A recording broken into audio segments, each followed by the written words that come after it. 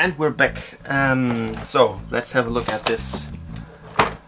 It's a Banshee display head in 1/48 scale.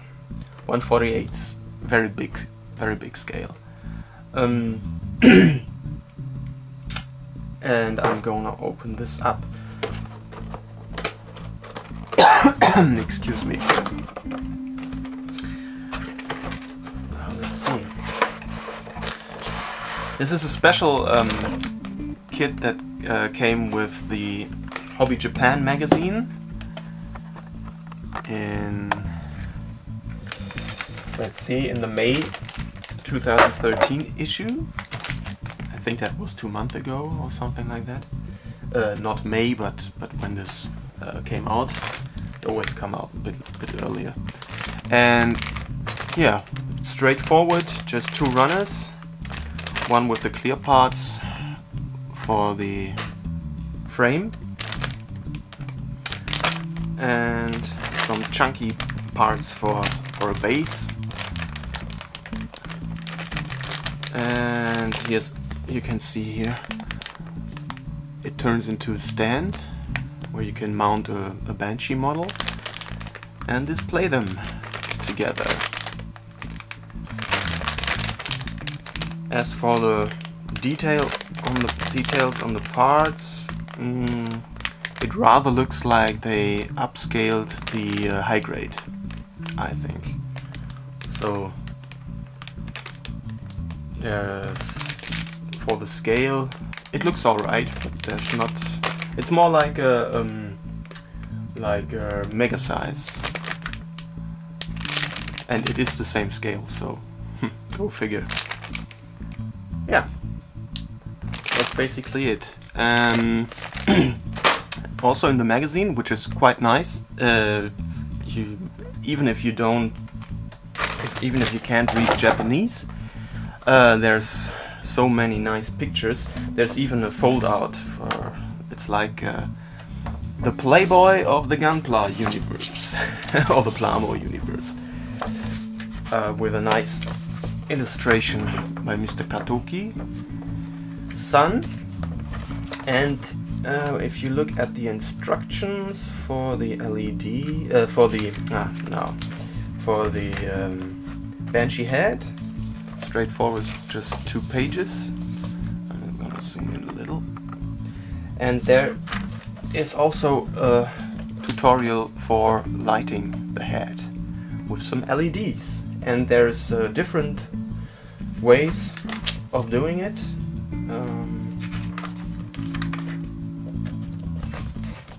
And how to modify the parts and what LEDs you need, even a little schematic of the circuit that you need to build.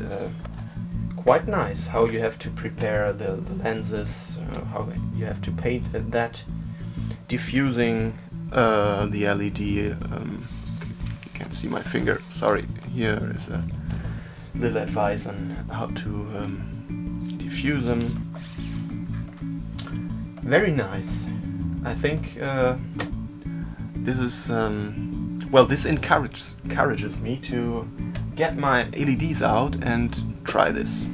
So that's quite cool. I have all the stuff for lighting kits, but I never got to it. Alright. The magazine itself, as I said, there's also some other stuff in here, not only Plamo, but also collectible figures. There's some Maschinenkrieger in here, some mech.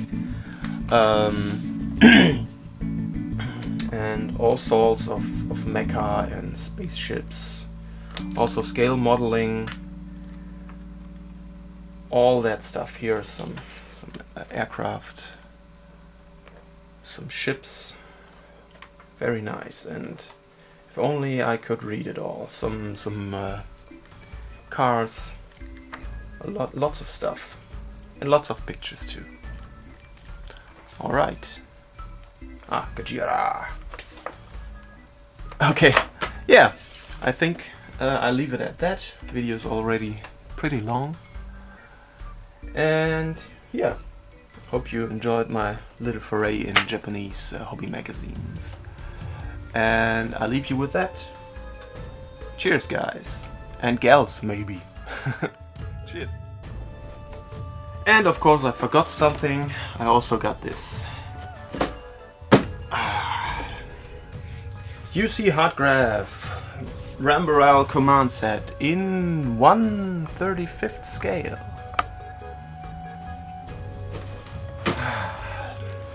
I always wanted to get one of the Hardgraph kits, and this is not my first, but it's the first in 1/35th scale. I have the two ground war sets. There's a Zaku ground war set and the Gundam ground war set. I have these, but these are in 1/144th. So this is the first kit, first real Hardgraph kit. And the very cool thing about it, other than having Ramboral in his commando, which is in itself quite cool actually, there's a Zaku head in here. 1/35th scale Zaku head. And speaking of giant heads, we've also seen the Banshee head, and I think these two side by side, quite nice. Yeah, obviously this is meant to be built as a diorama. There are also examples with a destroyed Zaku head, which is a nice proposition, but I'm not sure that I'm going that route. Let's have a quick look at the runners. Water slide decals. Very, very nice. Then you have, here's Ramboral's little head, and his wife is right next to him. And it's all molded in color, but these have to be painted, of course. The parts look really nice. Here's some parts for the motorcycles and some of the weapons, very reminiscent of German World War II stuff. What else? Here you can see how big the Zaku head is going to be. My hand behind it.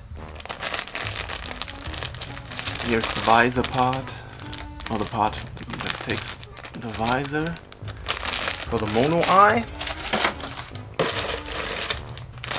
There's some shells in this brass color. Chunky Zaku parts. And I see that I'm running out of tape, so let's have a very quick look. There you can see his cranium and some other parts, the size of the head. Very nice, very chunky. The parts for the piping, for the what's it called? There you go. For the cabling on the side of the head. Some more bike parts. And very large clear parts. Yeah, and that's basically it. The manual isn't as complex because there's just a lot of little figures, and the head isn't as complex as well. A nice painting guide for all the colors and front and back shots.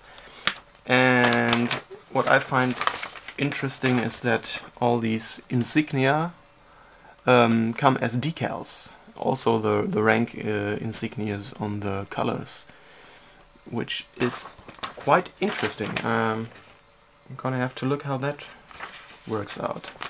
Yeah, and before the tape stops, cheers guys, and thanks for watching.